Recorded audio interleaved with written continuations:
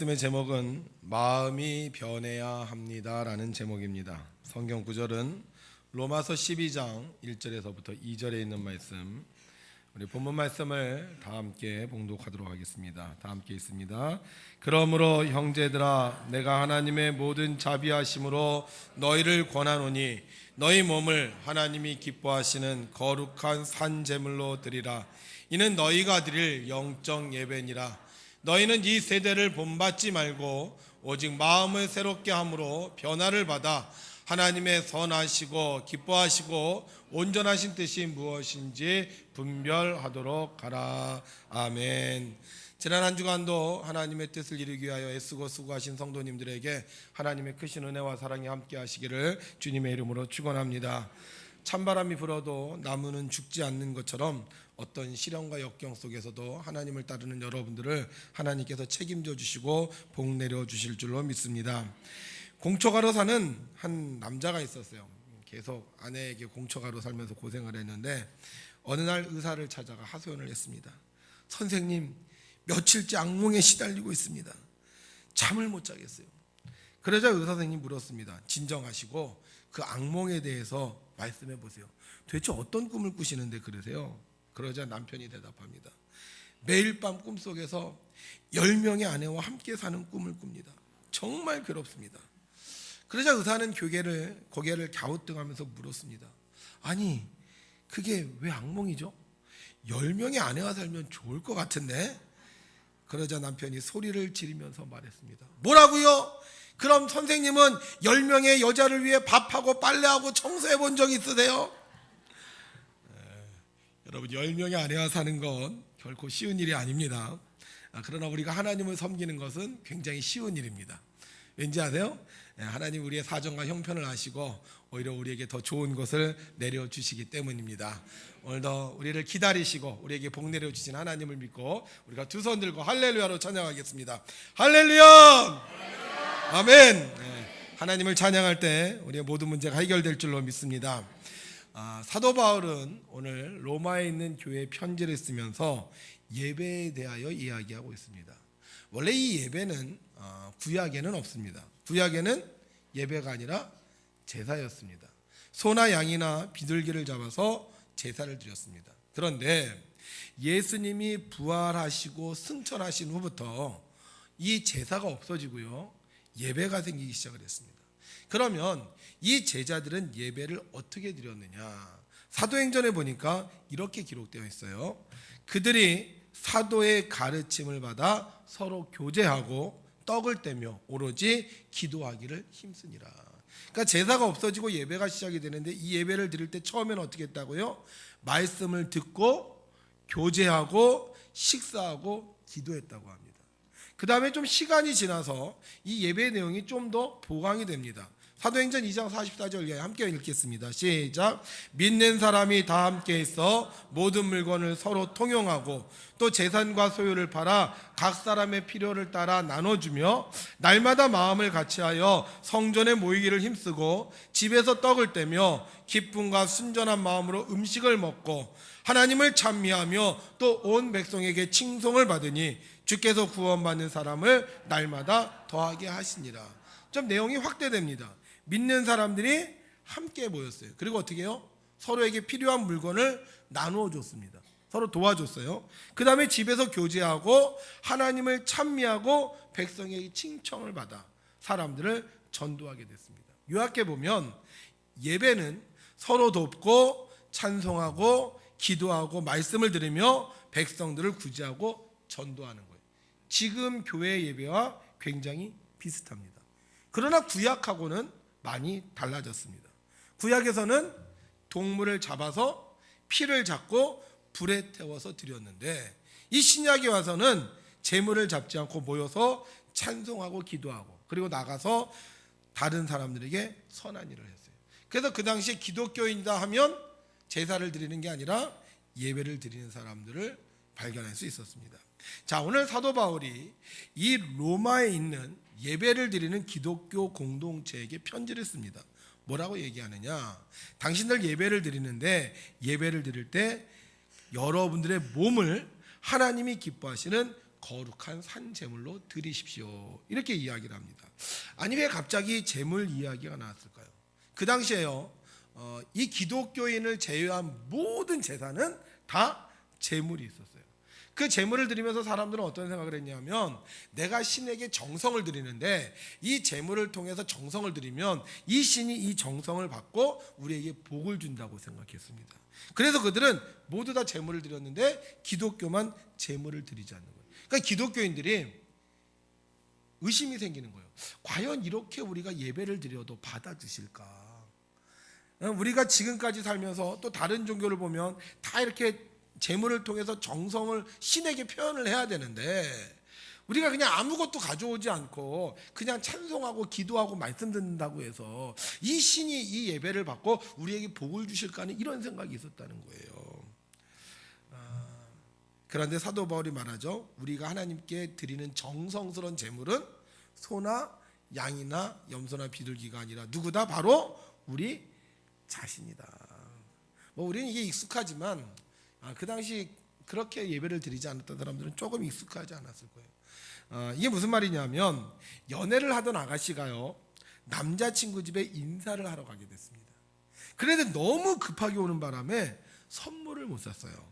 남자친구 집에 인사를 갔는데 아무 선물을 준비하지 못했으니까 아가씨가 걱정이 되지 않겠습니까?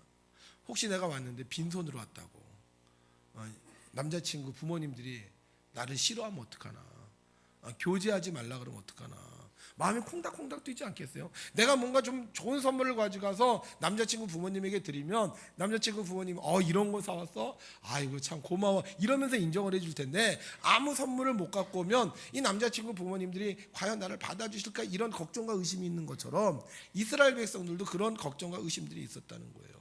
자, 남자친구가 이 선물을 준비하지 못한 자기 여자친구를 향하여 날리는 멋진 멘트가 있습니다. 자기 어떻게 나 선물 하나도 준비하지 못했는데 어떻게 하면 좋아? 그럴 때 남자친구들이 뭐라 그러죠?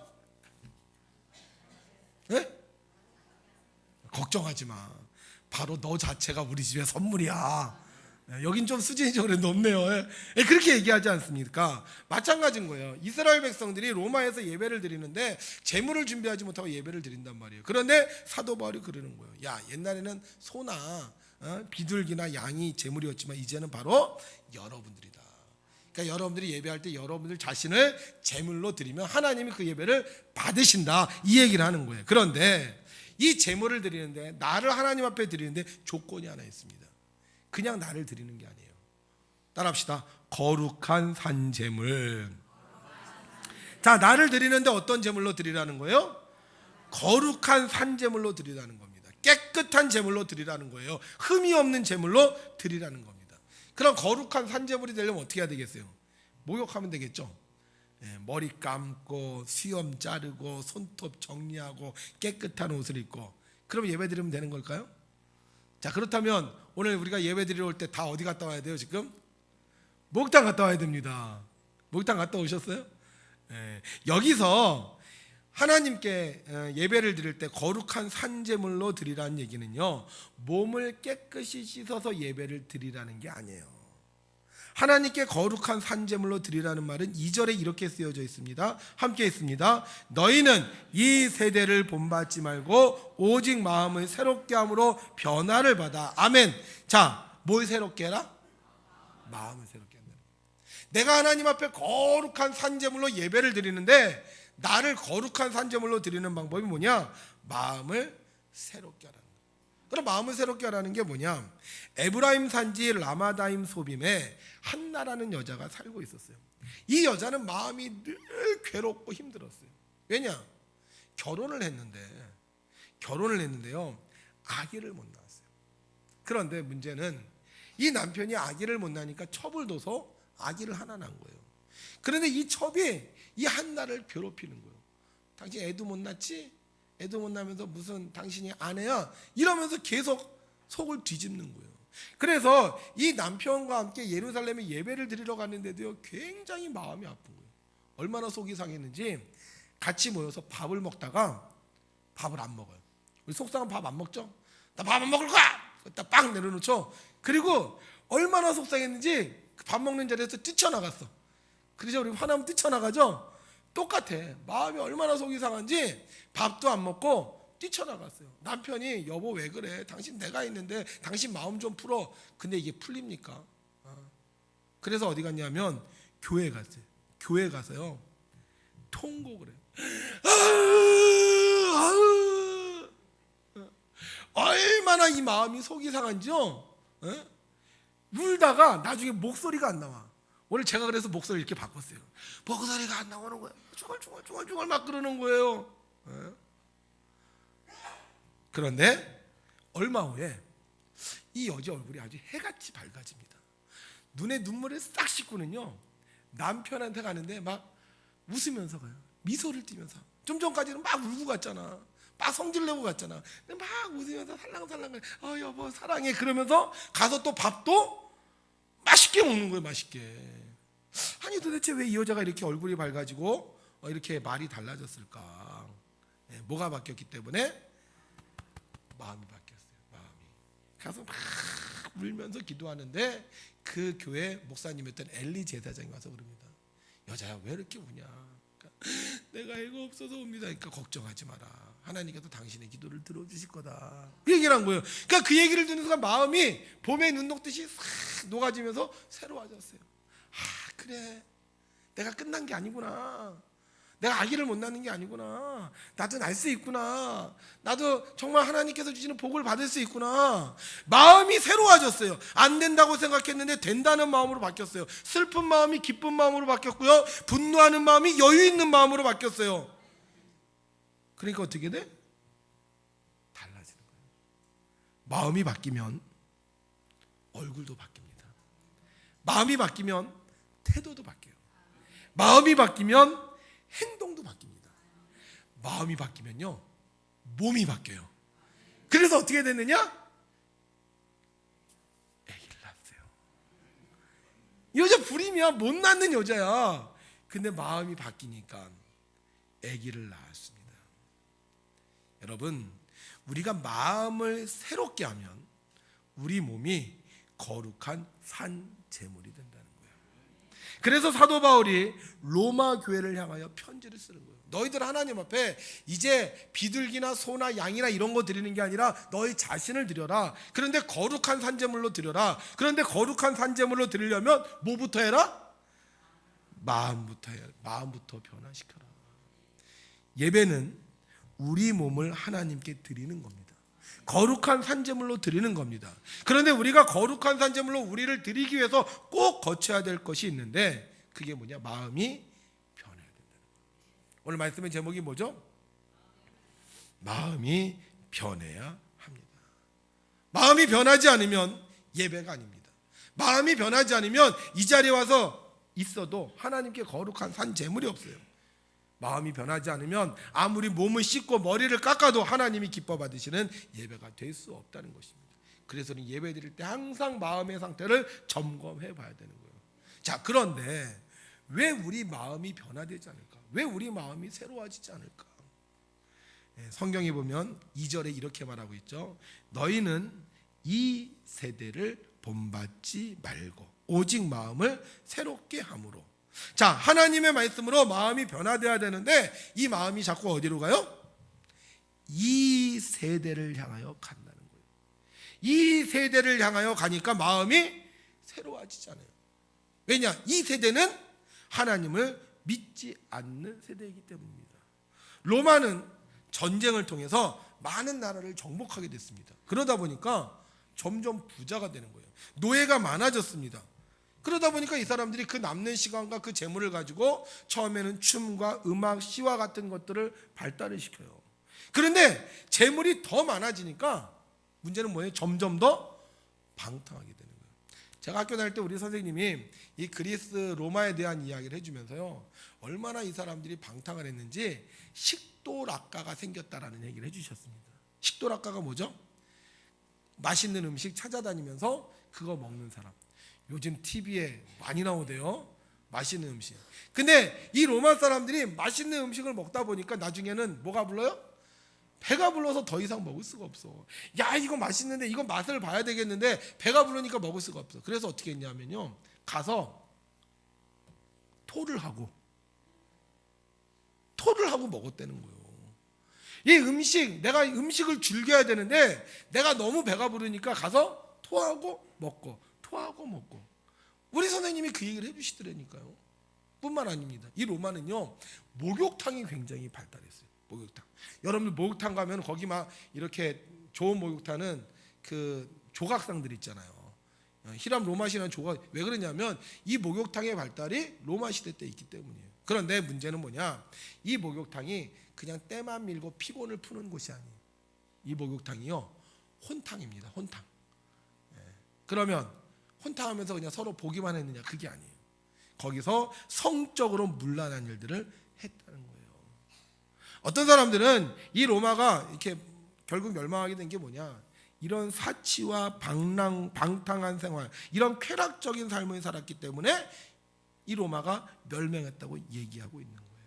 교회 다니는데 다른 사람들이 보이는, 저 사람 마음대로 먹고 사네. 저 사람 마음대로 놀고 사네. 저 사람 마음대로 하고 사네. 그게 자꾸 부러운 거야. 그러니까 예배를 드릴 수가 있어요? 마음이 새로워질 수 있어요? 그게 안 되는 거예요. 교회 올 때마다 자꾸 딴 생각 나는데. 교회를 다니긴 다녀요. 그런데 세상을 보니까 먹고 싶은 대로 먹고 쓰고 싶은 대로 쓰고 싶은 거예요. 교회를 다니긴 다니는데 사치와 쾌락이 자꾸 보이니까 마음이 새로워지지 않는 거예요. 저도 신학생 생활을 하면서요, 세상이 부러울 때가 얼마나 많았는지 몰라. 특별히 제가 이제 대학교 때 제 친구들이 여름이 되면, 여름방학이 되면 아르바이트를 합니다. 아르바이트를. 그때도 뭐 옛날에 서빙들이 많았어요. 서빙을 해요. 그리고 서빙을 하고 돈을 벌어. 그리고 여름방학 끝날 때쯤에 다 여행을 다녀요. 근데 저는 여름에 뭐예요? 신학생이니까 유치부 성경학교, 유년부 성경학교, 초등부 성경학교, 중등부 성경학교, 청년부 성경학교, 어른 수련회 쫓아다니다 보면요, 아르바이트 할 시간이 하나도 없어요. 이게 뭐지? 내 친구들은 다 놀러 다니는데, 내 친구들은 여름에 다 돈 벌어서 자기 여행 다니는데. 부러워 안 부러워? 부럽죠. 안 부러워요? 목회를 나왔어요. 목회를 나왔는데 제가 조그만 차 하나 있었거든요. 조그만 차 하나 타고 가는데 가다 보니까 어떤 사람이 맨 외제차를 타고 가는 거예요. 그래서 야, 저렇게 좋은 차를 타는 사람이 누굴까 하고 봤더니만 머리가 하나도 없는 분이야. 뭐야? 중이에요, 중. 부러워 안 부러워? 어쩔 수가 없는 거예요. 자꾸 세상을 바라보면 부러울 수밖에 없는 거예요. 그러니까 예배 드릴 때 마음이 새롭게 되겠냐고요. 지금 이 로마에 있는 사람들 부러운 거야. 나중에 이 로마가 기독교인들을 박해합니다. 왜 박해하느냐? 로마는요, 다신교예요. 모든 신을 다 믿습니다. 그러니까 유대인들 기독교인들이 처음 박해를 받지 않았던 이유는 그냥 신 중에 하나예요.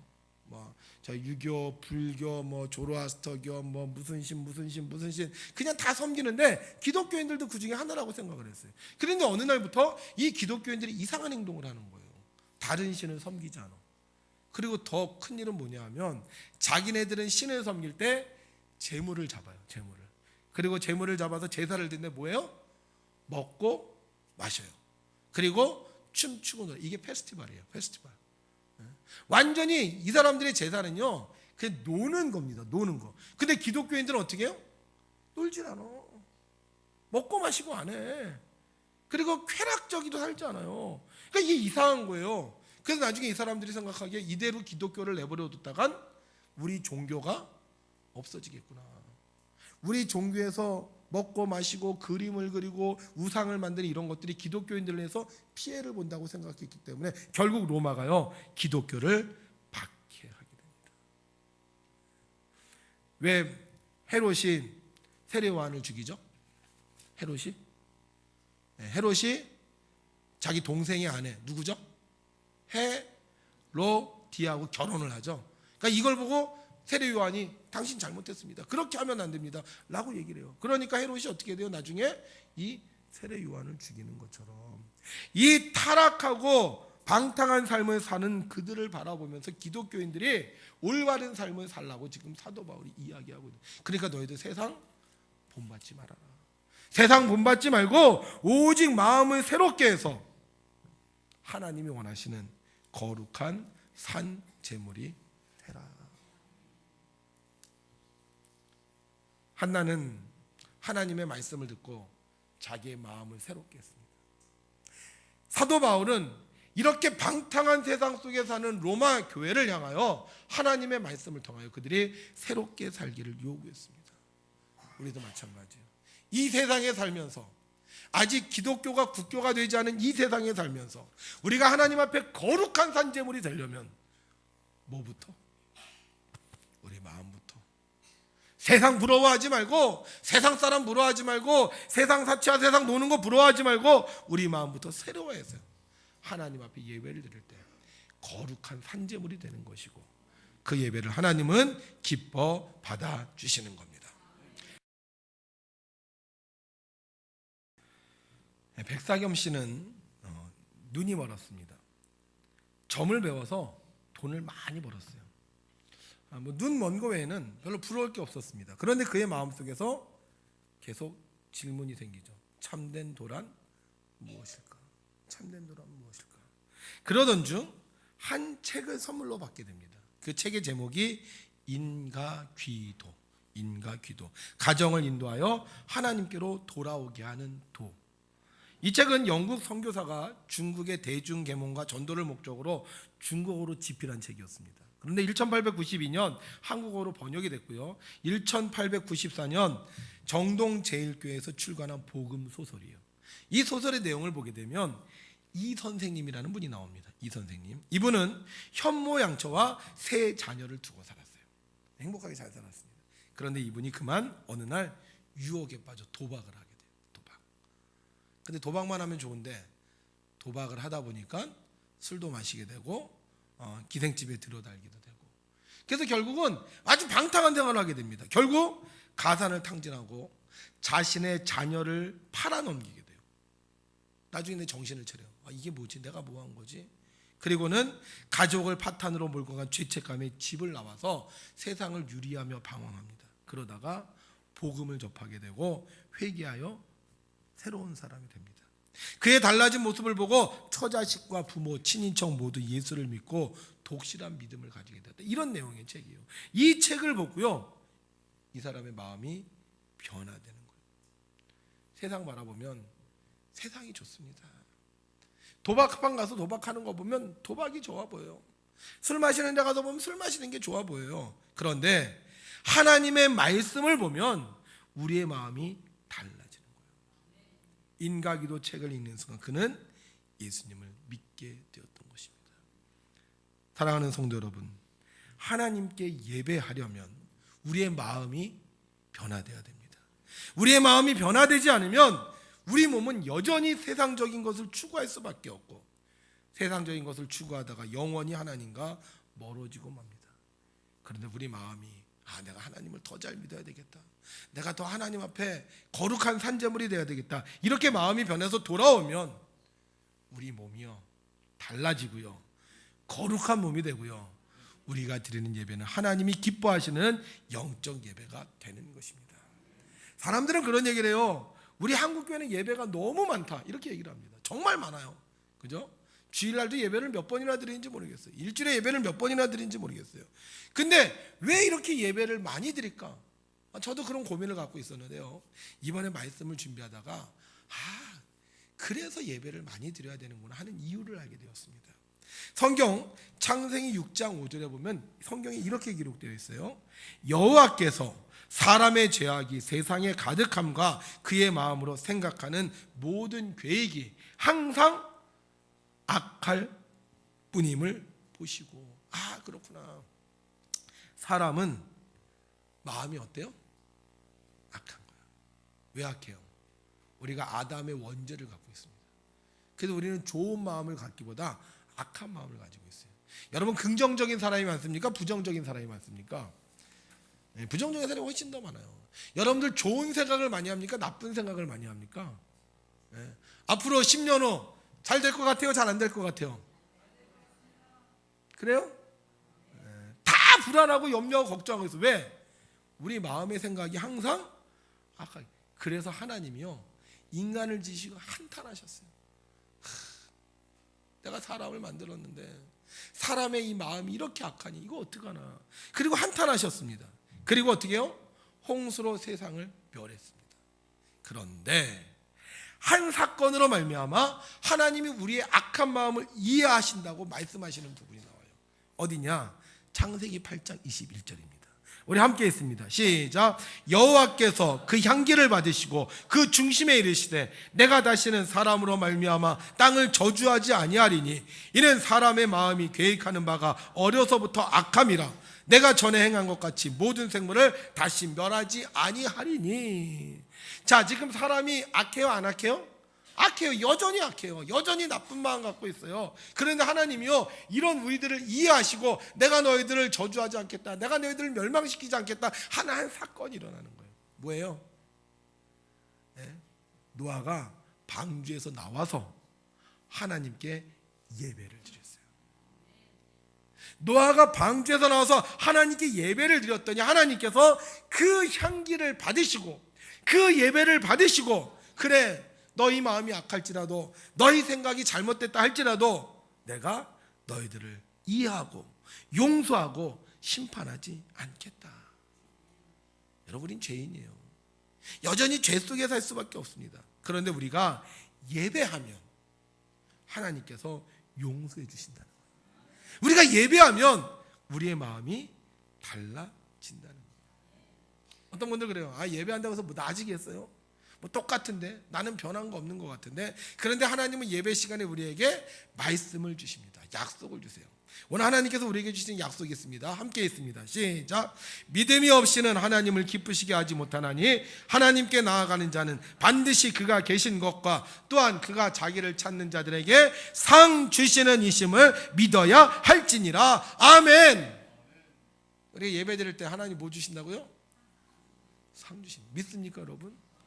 제가요, 처음 목회 나왔을 땐 정말 힘들었어요. 근데 예배를 열심히 드렸어요. 새벽 예배 드리고 수요 예배 드리고 주일 예배 드리고 오후 예배 드리고 속죄 예배 드리고 열심히 드렸더니 이제는 그 머리 깎은 분이 안 부러워. 네?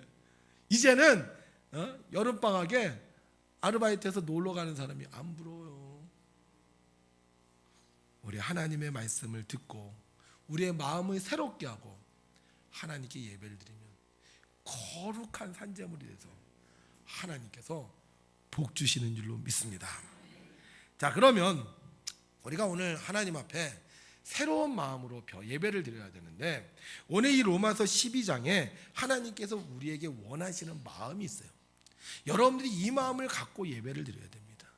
어떤 마음이냐? 이렇게 쭉 여러 가지 설명들이 나와요. 그런데 맨 마지막 로마서 12장 21절에 결론적으로 하는 말씀이 있습니다. 우리 함께 있습니다. 시작. 악에게 지지 말고 선으로 악을 이기라. 아멘. 뭐 길지 않아요. 외웁시다. 시작. 악에게 지지 말고 선으로 악을 이기라. 한 번 더. 시작. 자, 외우셨죠? 네, 한번 하겠습니다. 시작.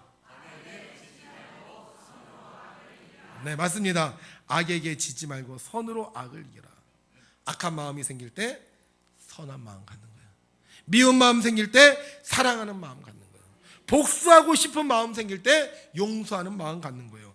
때려주고 싶은 마음이 있을 때 섬기는 마음 갖는 거예요. 쳐다보기 싫은 마음이 있을 때 가서 인사하는 거예요. 할렐루야. 할 수 있겠어요? 네, 교회 옵니다. 교회 예배 드리러 와요. 오면서 별별 생각을 다 해요. 그 사람 만나기 싫어. 그 일 하기 싫어. 빨리 끝났으면 좋겠어. 그런데 이 마음을 어떤 마음으로? 선한 마음으로. 내가 이번 주 오고 다음 주부터는 교회 안 나올 거야. 이런 사람도 있을지도 몰라요. 근데 아니야. 내가 오늘 교회 가서 하나님 은혜 받고 하나님 말씀대로 살아야지. 선한 마음으로 바꾸면 하나님께서 거룩한 산재물 되게 하시고요. 그 예배 받아주시는 거예요. 요셉이 형들이 팔았잖아요, 요셉을. 그래서 애굽으로 끌려갔어요. 노예가 됐어요. 얼마나 형들이 원망스럽겠습니까? 정말 이 형들이 어떻게 나를 팔 수가 있어? 정말 내가 이거 그냥 두지 않겠다. 아마 이런 마음을 가지고 끌려갔을 거예요. 그런데 요셉이 가서 아들을 낳습니다. 첫 번째 아들을 낳았는데 그 아들의 이름이 므낫세예요. 므낫세. 이름의 뜻이 뭐냐? 하나님이 내게 모든 고난과 내 아버지의 온 집 일을 잊어버리게 하셨다. 우리 아버지 집에서 우리 형들이 나에게 했던지 하나님 다 잊어버리게 하셨다. 두 번째 아들을 낳습니다. 두 번째 아들의 이름이 에브라임. 그 뜻이 뭐냐면 하나님이 나를 수고한 땅에서 번성하게 하셨다. 다 잊어버렸어. 하나님 나를 번성하게 하셨다. 그리고 자기의 삶에 최선을 다하여 살아갈 때 어느 날 하나님께서 그 형제들을 보내주시죠. 어떻게 해요? 원수 갚아요? 복수합니까? 그들을 받아줘요. 나중에 뭐라 그럽니까? 형님들이 나를 이곳에 팔았지만 걱정하지 마십시오. 하나님은 악을 선으로 바꾸셨습니다. 누가 바꾼 거예요? 내 마음이 달라진 거예요. 내 마음이 선한 마음으로 달라질 때 하나님은 우리의 예배를 받으시고 우리에게 놀라운 기적을 체험하도록 축복해 주시는 겁니다. 그래서 우리 교회 올 때는 어떤 마음? 새로운 마음. 어떤 마음? 선한 마음. 욕심 마음 버리고 미운 마음 버리고 선한 마음으로 올 때 우리의 몸은 거룩한 산제물이 되고 우리 예배는 하나님께 연락받는 예배가 되는 것입니다. 앞으로 올해는 또 예배를 계속 드릴 겁니다. 많은 예배를 드릴 거예요. 내가 세상 사람 부러움이 생기면, 내 마음이 악한 마음이 생기면 그때마다 우리는 선한 마음을 가지고 교회 와서 예배 드릴 겁니다. 그리고 내가 마음을 새롭게 하면 하나님은 내가 죄가 있다 할지라도 죄를 용서해 주시고 선한 사람으로 바꿔주셔서 나를 통하여 하나님 기뻐하시는 예배로 받아주실 줄로 믿습니다. 자, 여러분들이 한 가지 팁을 가르쳐 드릴게요. 내가 선한 마음을 가지려고 그러는데도 잘 안 돼. 그럴 때 할 수 있는 방법입니다. 선한 마음을 가지려고 잘 안 될 때 기도하는 거예요. 기도. 특별히 우리가 왜 악한 마음이 생기냐면요, 사람 때문에 생겨요. 딴 것 때문에 생기잖아요. 꼭 이 악한 마음은 대상이 있어요. 대상이. 그 인간. 그죠? 그 인간 때문에 이 악한 마음이 생겨. 그런데 그 인간에 대해서 악한 마음이 생길 때 이거 선한 마음으로 바꿔야 되잖아요. 바꾸는 방법이 뭐다? 기도하는데 어떤 기도를 해야 되느냐? 축복하는 기도를 해야 돼요. 우리 그런 말 잘해요. 너 잘 먹고 잘 살아라. 이렇게 비아냥거리지 말고 잘 먹고 잘 살아요. 좋은 말로 얘기하면 축복합니다. 잘 될 거예요. 문제가 해결될 겁니다. 당신이 나한테 그렇게 힘들게 했지만, 당신이 나를 괴롭혔지만 그래도 하나님 당신을 사랑하실 겁니다. 이렇게 축복하는 기도를 하면 선한 마음을 갖게 되고요. 이런 선한 마음을 가지고 하나님 앞에 예배드리면 산제물이 되고요. 산제물이 되면 하나님께서 응답해 주십니다. 혹시 여러분들 세상 살면서 교회 오기 전에 속상한 마음, 미워하는 마음, 싫어하는 마음이 있다면 오늘 여러분들이 기도할 때 하나님 그 사람 용서해 주시고 하나님 그 사람 구원해 주시고 하나님 그 사람 축복해 주십시오. 이렇게 기도하십시오. 그래서 기도하셔서 여러분들의 마음이 선한 마음이 되고 하나님의 거룩한 예물이 되시기를, 그래서 여러분들의 기도하는 모든 것들이 주 앞에 응답받는 우리 귀한 성도들 되시기를 주의 이름으로 축원합니다.